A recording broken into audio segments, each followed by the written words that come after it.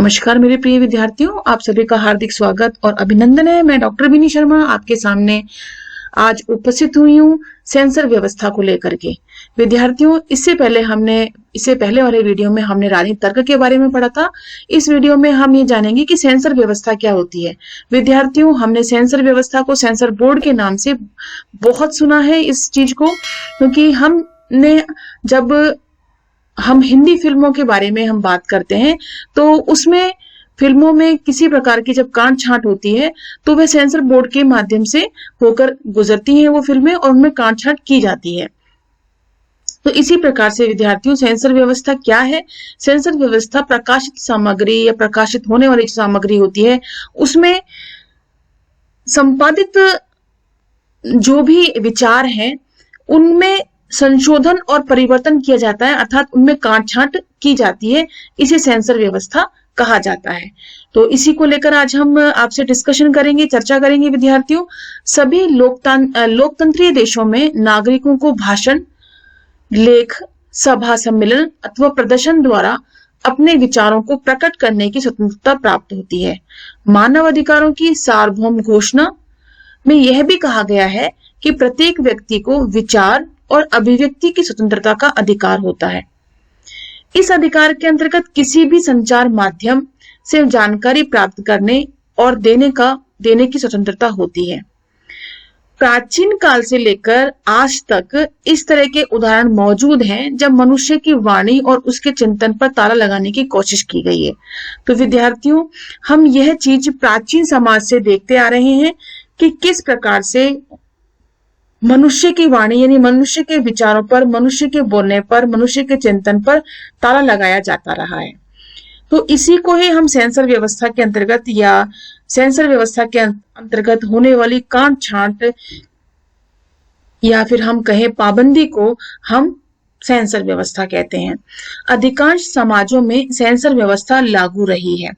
अंग्रेजी भाषा के शब्द सेंसरशिप का अर्थ सरकार या अन्य किसी अनौपचारिक सत्ता के द्वारा यह नियंत्रित करने का प्रयास कि क्या कहा जाए या लिखा जाए या प्रकाशित किया जाए।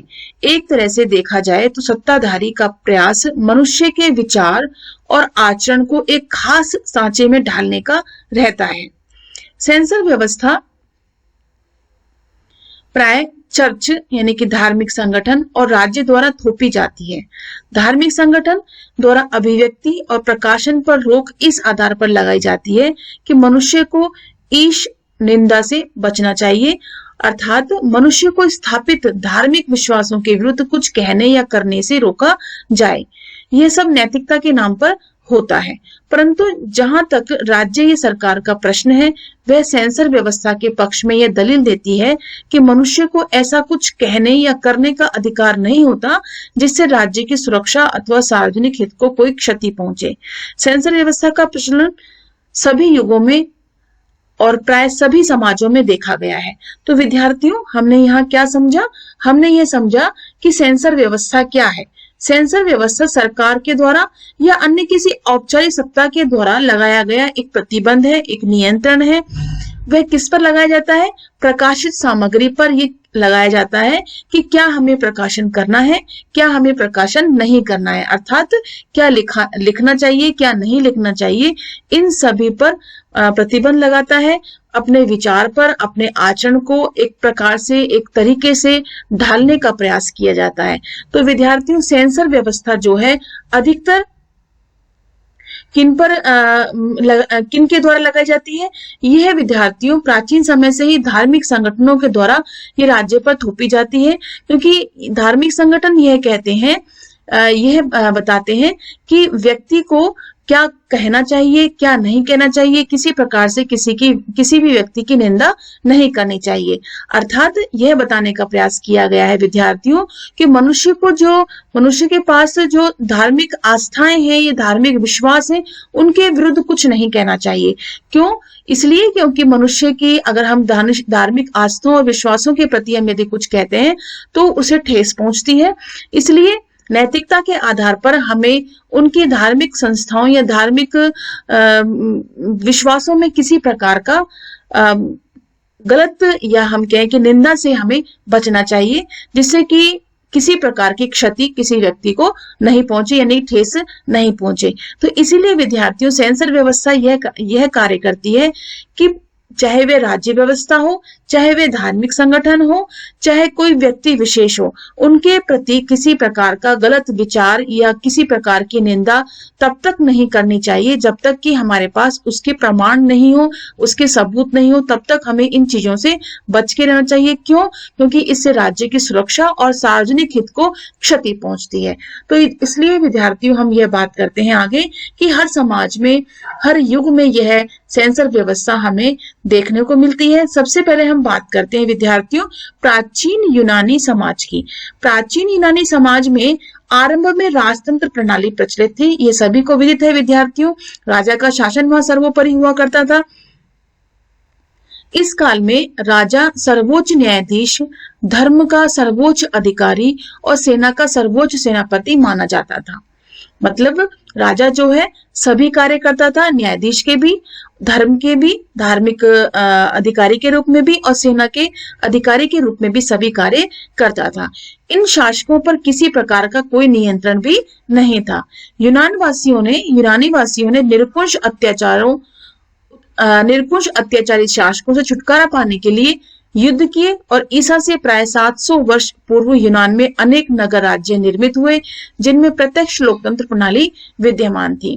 कहने का तात्पर्य यह है कि राजा जब वहां पे यूनानी शासन में या यूनानी समाज में कैसी व्यवस्था थी? राजतंत्र की प्रणाली थी, राजा का शासन था और राजा के पास सारे अधिकार थे, न्यायाधीश के भी, धार्मिक अधिकार भी थे और सेनापति यानी सेना के भी सर्वोच्च अधिकारी के रूप में वह कार्य करता था।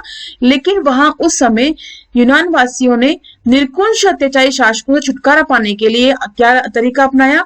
युद्ध का तरीका अपनाया। वहां पे प्रत्यक्ष लोकतंत्र शासन प्रणाली ही सर्वोपरि थी और यूनान के लोग साहित्य और कला प्रेमी हुआ करते थे और वहां सुकरात, प्लेटो, अरस्तु जैसे विश्वविख्यात दार्शनिक भी हुए। परंतु हमें यह नहीं भूलना चाहिए विद्यार्थियों कि एथेंस के सत्ताधारियों को सुकरात जैसे महान दार्शनिकों की शिक्षाएं पसंद नहीं आई और उन पर आरोप लगाकर वे यूनान के नवयुवकों को पथभ्रष्ट कर रहे हैं और इसी अपराध के लिए उन्हें मृत्युदंड दे दिया गया। सुकरात ने सहर्ष विषपान कर लिया और राज्य की दंडाज्ञा का सम्मान किया।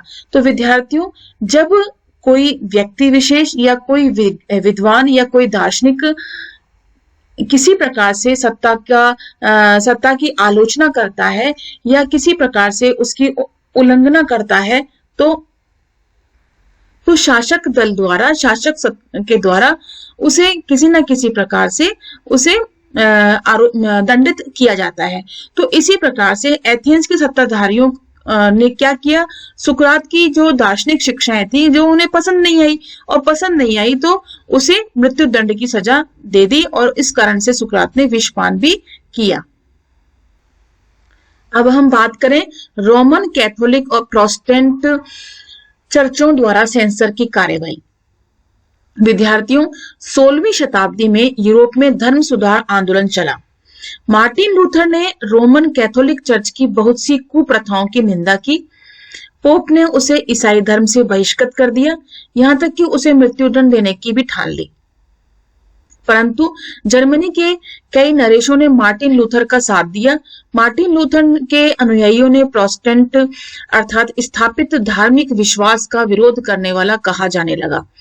यद्यपि धर्म सुधार आंदोलन के कारण जनसाधारण में नैतिकता की वृद्धि हुई, पर उसके साथ ही असहिष्णुता भी बढ़ने लगी। रोमन कैथोलिक नरेशों ने प्रोटेस्टेंट मजहब के अनुयायियों को सताया और प्रोटेस्टेंट शासकों ने रोमन कैथोलिकों का दमन किया।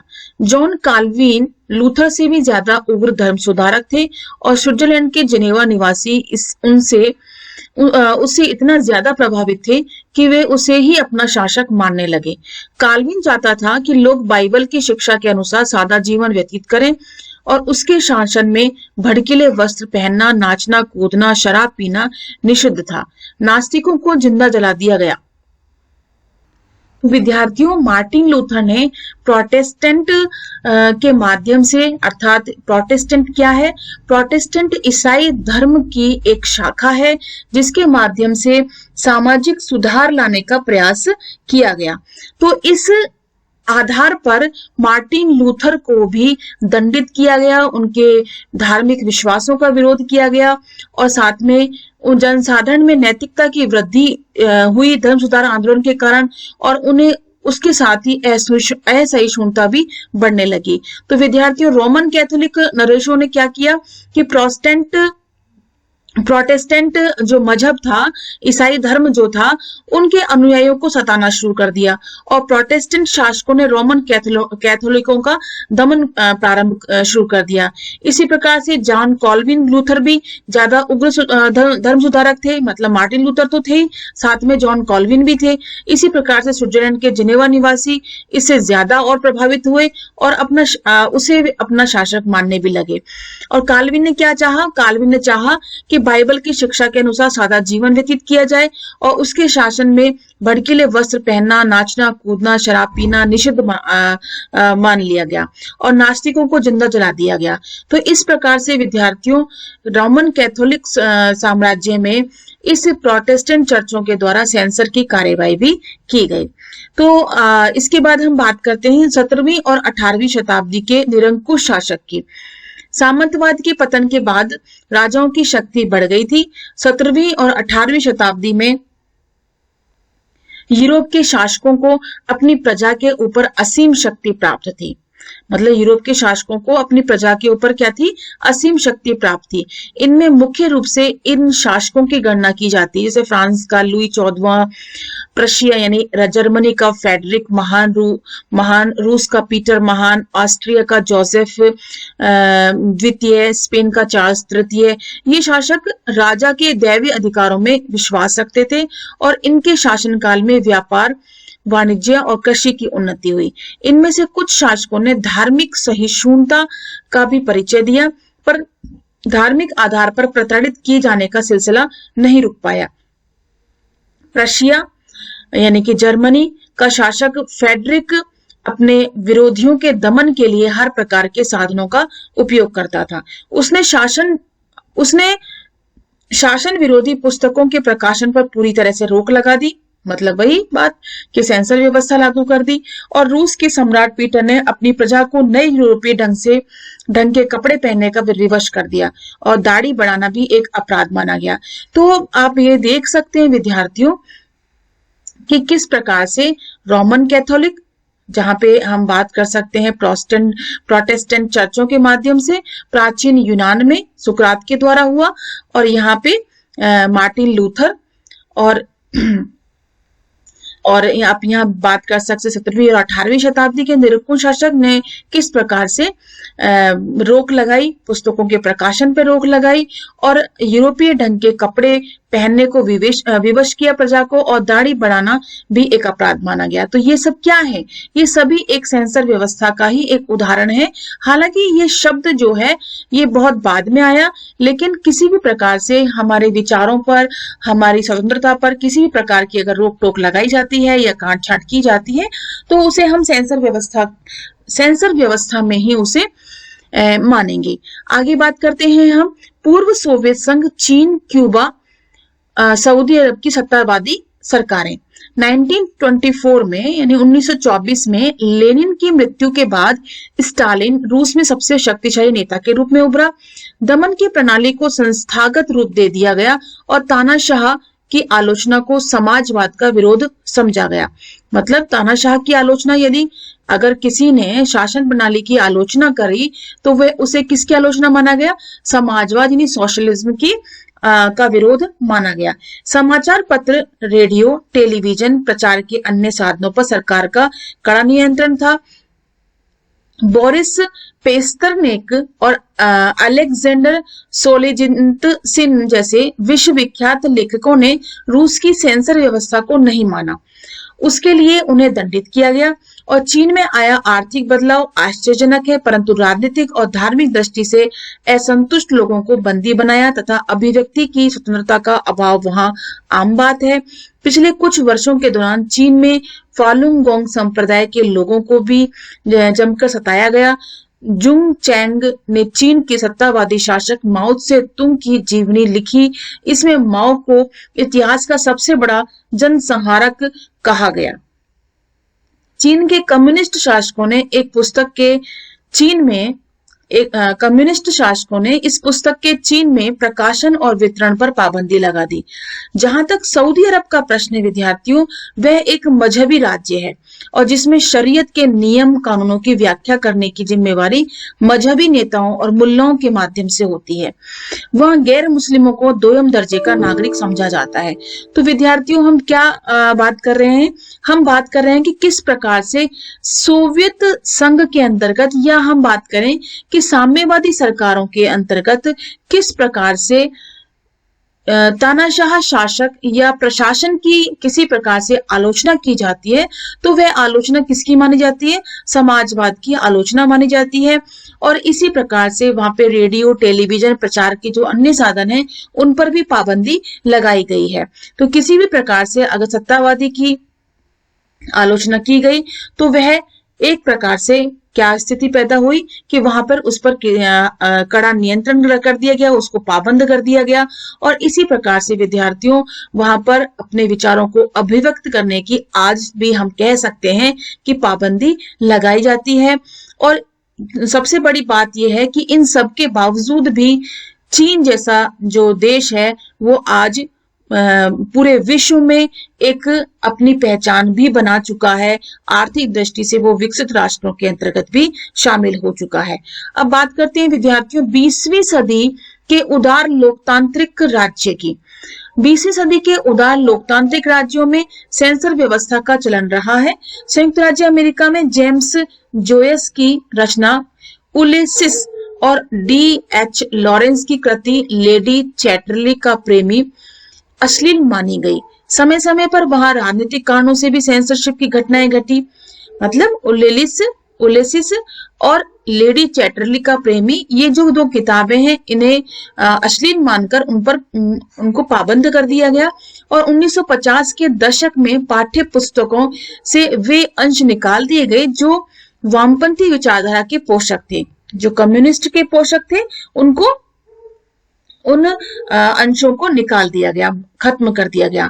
आमतौर पर अमेरिकी समाज सेंसर व्यवस्था के विरुद्ध रहा है, पर 1960 के दशक में वहां जब श्वेत और अश्वेतों का मुद्दा सरगर्म था, तो कई बुद्धिजीवियों ने यह कहा कि ऐसे लेखों और भाषणों पर पाबंदी लगाई जाए जो लोगों के बीच में घृणा फैलाते हैं। तो इस प्रकार से अमेरिका सेंसर व्यवस्था के विरुद्ध होता हुआ भी उसने बहुत सारी विचारों की अभिव्यक्ति पर, प्रकाशित सामग्री पर पाबंदियां लगाई। भारत में आपातकाल 1975-77 के दौरान समाचार पत्रों पर सेंसरशिप लागू था। हम देख सकते हैं विद्यार्थियों, 1975 में जब इंदिरा गांधी प्रधानमंत्री थी, तब उन्होंने आंतरिक गड़बड़ी के माध्यम से आपातकाल लागू कर दिया था और विभिन्न समाचार पत्रों, मीडिया और मैगजीन्स पर सेंसरशिप व्यवस्था लागू कर दी गई थी और रातों रात ही वहां की प्रकाशित सामग्री जहां से होती है वहां पर लाइटें भी गुल कर दी गई, बंद कर दी गई। कई बड़े पत्रकारों को बंदी बना लिया गया था। और वरिष्ठ पत्रकार कुलदीप नैयर लिखते हैं विद्यार्थियों कि सरकार ने मेरे खिलाफ जो प्रमुख आरोप लगाया, शायद उसे सुनकर आपको हैरत हो जाएगी। सरकार का आरोप था कि नई दिल्ली रेलवे स्टेशन पर खड़ा होकर मुसलमानों को सरकार के खिलाफ बगावत करने के लिए भड़का रहा था। कौन भड़का रहा था? कुलदीप नैयर। ऐसा कहा गया सरकार के द्वारा। असल में सरकार द्वारा मेरी गिरफ्तारी का कारण मेरा साप्ताहिक कॉलम था। मैंने 4 जुलाई को अमेरिकी स्वतंत्रता दिवस के अवसर पर लिखे लेख में जॉर्ज वॉशिंगटन और अन्य राजनीतिज्ञों की स्वतंत्रता और निजी स्वतंत्रता के संबंध में वक्तव्यों को उद्धृत किया था। मतलब उनको लिखा था, उनको आइडेंटिफाई किया था कि इस प्रकार से हमारी स्वतंत्रता को किसी प्रकार से दमन नहीं किया जाए, हमारी निजी स्वतंत्रता का दमन नहीं किया जाए। इसी कारण से पत्रकार कुलदीप नैयर को जेल में डाल दिया गया। तो इस प्रकार से उन्होंने अपने वक्तव्य कहे। 1988 की बात करें तो केंद्र सरकार ने संसद में मानहानि विधेयक प्रस्तुत किया और इस पर प्रसिद्ध पत्रकार राजेंद्र माथुर की यह प्रतिक्रिया थी कि मानहानि विधेयक लाकर राजीव गांधी की सरकार ने प्रेस के खिलाफ युद्ध घोषित कर दिया। और इस विधेयक का पत्रकारों ने इतना जबरदस्त विरोध किया विद्यार्थियों की सरकार की कपकपी हो गई, कपकपी छूटी और उसे विधेयक को वापस लेना पड़ा। जो विधेयक लेकर आए कि मानहानि विधेयक लाकर राजीव गांधी ने सरकार ने प्रेस के खिलाफ युद्ध घोषित कर दिया था। तो उन्हें जब इन विधेयकों का जबरदस्त समाज में विरोध होने लगा तो उस विधेयक को राजीव गांधी ने वापस ले लिया। अब बात करते हैं विद्यार्थियों हम निष्कर्ष की, कि हमने देखा कि प्रत्येक युग में प्रत्येक व्यवस्था के अंतर्गत किस प्रकार से सेंसर व्यवस्था को भिन्न भिन्न तरीकों से अपनाया गया और कितनी सही है ये सेंसर व्यवस्थाएं, कितनी सही नहीं है, इन सब पर ही हमने विचार किया। विचार और अभिव्यक्ति की स्वतंत्रता लोकतंत्र समाज का एक अनिवार्य आधार होता है, एक बेसिक कॉन्सेप्ट होता है। जहां लोकतंत्र है विद्यार्थियों, वहां हर एक व्यक्ति को अपने विचारों को अभिव्यक्त करने की आजादी होती है। इसके अंतर्गत विद्यार्थियों प्रेस, पत्रकार, लेखक, ग्रंथकार, चित्रकार, फिल्म निर्माता और कलाकार, इन सभी की आजादी समाहित होती है, सुनिश्चित होती है। और लोकतांत्रिक समाज में सहनशीलता, उदारवाद की आवश्यकता होती है। J.S. मिल, जॉन स्टुअर्ट मिल ने यह भी कहा कि विचारों के प्रकटीकरण यानी प्रेजेंटेशन पर कोई भी प्रतिबंध नहीं लगाना चाहिए, चाहे वे अच्छे हो या बुरे हो, सत्य हो या अर्धसत्य हो या पूरी तरह से असत्य हो। परंतु इसका यह अभिप्राय नहीं है कि अधिकार असीम है। अधिकार कभी असीम नहीं होते। विद्यार्थियों, हमने पूर्व की क्लासों में मौलिक अधिकारों के बारे में भी चर्चा करी थी। तो मौलिक अधिकार कभी भी असीम नहीं होते हैं, सीमाओं में होते हैं, मर्यादाओं में होते हैं। इसलिए राज्य को अधिकार है कि निम्नलिखित परिस्थितियों में अभिव्यक्ति की स्वतंत्रता को प्रतिबंधित कर सकता है। वो परिस्थितियां कौन सी हैं हम देखते हैं। आप ये देख लीजिए विद्यार्थियों, ये चित्र में किस प्रकार से बहुत बड़ा व्यंग किया गया है कि आपातकाल के दौरान समाचार पत्रों का मुंह बंद कर दिया गया। R.K. लक्ष्मण का यह कार्टून 26 अक्टूबर 1976 को सत्यवाणी पत्रिका में प्रकाशित किया गया। यह पत्रिका भारतीयों द्वारा लंदन और न्यूयॉर्क से प्रकाशित होती थी। इसने लगातार आपात उद्घोषणा 1975-77 का विरोध किया। तो हम बात करते हैं विद्यार्थियों की किस कहां पे प्रतिबंध लगाया जा सकता है। किसी भी व्यक्ति, संगठन या समुदाय को यह अधिकार नहीं दिया जा सकता कि वह अपने कृत्यों से राज्य की सुरक्षा को खतरे में डाल दे।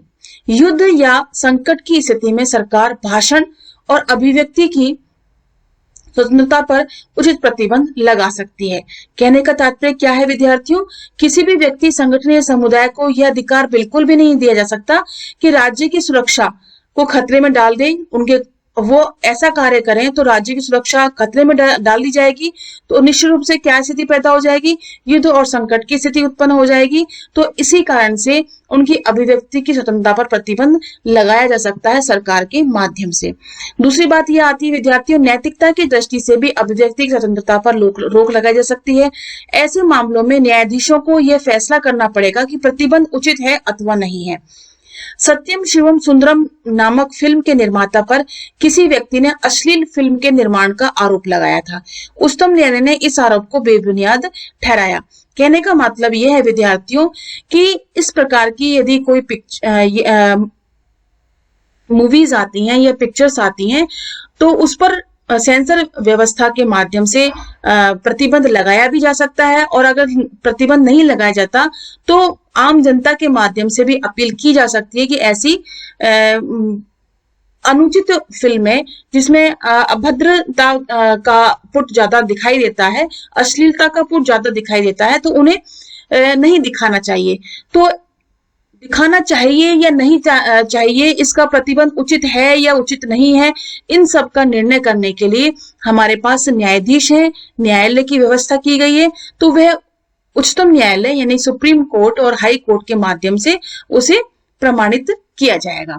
इसके बाद विद्यार्थियों बात आती है तीसरी, सार्वजनिक शांति व्यवस्था, मानहानि या न्यायालयों की गरिमा की रक्षा के लिए भी सरकार द्वारा उचित कार्यवाही की जा सकती है।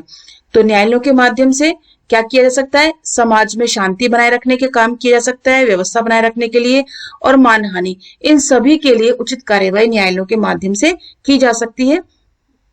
इसके बाद विद्यार्थियों बात आती है चौथी, सरकार मजहबी कट्टरपंथियों और आतंकवादियों के अभिव्यक्ति या प्रसारण के अधिकार पर उचित रोक लगा सकती है। मतलब जो धार्मिक कट्टरपंथी हैं और आतंकवादी हैं और वो इन सब के लिए अगर गलत तरीके से प्रसारण करते हैं या गलत तरीके से प्रकाशन करते हैं, अभिव्यक्त करते हैं अपने विचारों को, तो उस पर निश्चित रूप से रोक लगाया जाना उचित होगा। इसके बाद पांचवी बात आती है, विदेशी राज्यों के साथ मैत्रीपूर्ण संबंधों को ध्यान में रखते हुए अथवा संयुक्त राष्ट्र संघ जैसी संस्थाओं की गरिमा बनाए रखने के लिए भी अभिव्यक्ति की स्वतंत्रता पर उचित प्रतिबंध लगाया जा सकता है। तो विद्यार्थियों, तो विदेशी राज्यों के साथ मैत्रीपूर्ण संबंध को ध्यान में रखते हुए किस पर प्रतिबंध लगाया जाएगा? उनकी अभिव्यक्ति की स्वतंत्रता पर प्रतिबंध लगाया जाता है कि कोई भी देश दूसरे देश के प्रति किसी भी प्रकार का अभद्र विचार ना प्रकट करे। यूएनओ भी इस प्रकार में, यूएनओ की जो हमारी अंतर्राष्ट्रीय संस्था है वो भी इस गरिमा को बनाए रखेगी। विद्यार्थियों, अंत में हम बात करते हैं अमेरिका के सुप्रसिद्ध राष्ट्रपति अब्राहम लिंकन के ये शब्दों को, जो उन्होंने उद्धृत किया कि लोगों को तथ्यों की जानकारी रहनी चाहिए, देश की सुरक्षा इसी में है। लोगों को तथ्यों की जानकारी रहनी चाहिए, मतलब उन्हें क्या प्रेजेंट करना है और क्या वो जो प्रेजेंट करने जा रहे हैं वो फैक्ट, वो तथ्य सही हैं या वो तथ्य गलत हैं, उन सब की जानकारी प्राप्त करने के बाद ही पब्लिश करना चाहिए। इसीलिए इसी से ही देश की सुरक्षा निहित होती है, इसी में ही देश की सुरक्षा निहित होती है। तो इस प्रकार से हमें कोई भी विचार यदि हमें प्रकाशित करना है तो उससे पहले उसकी पूरी जानकारी हमारे पास हो, तब जाकर के ही हम इस व्यवस्था को, सेंसर की व्यवस्था को हम सुचारू रूप से बना सकते हैं और देश की सुरक्षा को, देश के मान को, सम्मान को हम बनाए रख सकते हैं। मई 2005 में भारत की संसद ने जनता को सूचना का अधिकार देने के लिए कानून बनाकर लोकतंत्र के प्रति अपनी प्रतिबद्धता को भी प्रकट कर दिया। सूचना का अधिकार विद्यार्थियों क्या होता है? सूचना के अधिकार का मतलब यह होता है कि हम सरकार से जो हमसे संबंधित सूचनाएं हैं वो हम उनसे मांग सकते हैं। यह अधिकार हमें मई 2005 में हमें दिया गया और उस सूचना के अधिकार के माध्यम से हमें एक और अधिकार मिला कि हमारे लिए जो भी कार्य किया जाता है और जो भी कार्यवाही की जाती है उसकी सूचना या उस होने वाली कार्यवाही के बारे में हम पूरा पता जो है हम लगा सकते हैं। इस अधिकार के माध्यम से हम वह सारी जानकारी हम सरकार से प्राप्त कर सकते हैं और ये हमारे अधिकारों में एक प्रकार से बढ़ोतरी है और लोकतंत्र के प्रति और सजगता और प्रतिबद्धता हमें दिखाई देती है। यह कानून सरकारी कामकाज में पारदर्शिता को भी लेकर के आता है कि इससे सरकार के अंतर्गत कामकाज में पारदर्शिता इस प्रकार से आती है कि सरकार क्या देश के लिए कर रही है, देश के लिए कल्याणकारी कौन से कल्याणकारी कर रही है, जो लोगों से वह टैक्स के माध्यम से जो आय प्राप्त करती है उस आय को वह उस आय से होने वाले जो उसके राजस्व हैं वो राजस्व वह कहाँ खर्च करती है, इन सब के बारे में भी वह नागरिक जो है, जनता जो है, उनसे सूचनाएं प्राप्त कर सकती है। इसमें भ्रष्टाचार पर अंकुश रखने में भी मदद मिलती है। विद्यार्थियों, सूचना का अधिकार एक इस प्रकार का अधिकार है, यदि हमारे किसी भी अधिकार का हनन होता है या हमारे द्वारा दिए गए किसी भी प्रकार के टैक्स या किसी भी प्रकार की कोई भी सूचना है, हम सरकार से प्राप्त कर सकते हैं और हमें सरकार से इन सभी सूचनाओं को प्राप्त करने का पूरा अधिकार हमें मिला, जिससे कि भ्रष्टाचार पर अंकुश लगा। क्योंकि भ्रष्टाचार इसी कारण से बढ़ता जा रहा था कि हमारे द्वारा सरकार के द्वारा और हमारे द्वारा किए गए कार्यों में पारदर्शिता नहीं थी और अब इतनी पारदर्शिता आ गई है, ट्रांसपेरेंसी इतनी आ गई है कि हम हर चीज के बारे में, हर विचार के बारे में, हर किए गए कार्यों के बारे में हम मालूम कर सकते हैं। तो इस प्रकार से विद्यार्थियों, सेंसर व्यवस्था हमारे लिए उतनी ही न्यायपूर्ण है जितनी की लोकतांत्रिक व्यवस्था, जितना कि सूचना का अधिकार, ये सभी चीजें, राज्य की सुरक्षा का अधिकार, राज्य की सुरक्षा या राज्य के संप्रभुता का अधिकार, ये सभी उसी तरीके से ही हमारी सेंसर व्यवस्था भी उतनी ही न्यायपूर्ण है। लेकिन यदि गलत या हम कहें कि यदि कोई तानाशाही शासक है या कोई तानाशाही सरकार है, यदि अपने इन अधिकारों का, इन सेंसर व्यवस्था का अनुचित प्रयोग करता है तो निश्चित रूप से यह सेंसर व्यवस्था हमारे लिए गलत भी साबित हो सकती है। बस इसमें सबसे बड़ी बात यही है कि सेंसर व्यवस्था का न्यायोचित प्रयोग किया जाना चाहिए। कभी भी किसी के साथ दुर्भावना पूर्वक या किसी के साथ निजी निजता पूर्वक किसी के साथ गलत तरीके से इसका दुरुपयोग नहीं किया जाए या स्वार्थवश इसका प्रयोग नहीं किया जाए। तो इसी के आधार पर हमारा न्याय सेंसर व्यवस्था जो है इसीलिए हमारी न्याय संगत कहलाती है, क्योंकि सरकार हमारी कैसी है, लोकतांत्रिक सरकार है। तो लोकतांत्रिक सरकार में सेंसर व्यवस्था भी हमारे लिए उतनी ही मूल्यवान है जितना कि सूचना का अधिकार मूल्यवान है। तो विद्यार्थियों, मैं आपसे उम्मीद करती हूँ कि आपको सेंसर व्यवस्था कितनी न्याय संगत है यह आपको समझ में आया होगा। और इसके साथ ही यह वीडियो हम यहीं समाप्त करते हैं। और कोई डाउट आपको इसमें है तो आप कमेंट बॉक्स में लिख करके पूछ सकते हैं। और आप इस वीडियो को पूरा देखिए, सुनिए और समझिए। और आपसे हम विदा लेते हैं। धन्यवाद एंड नमस्कार।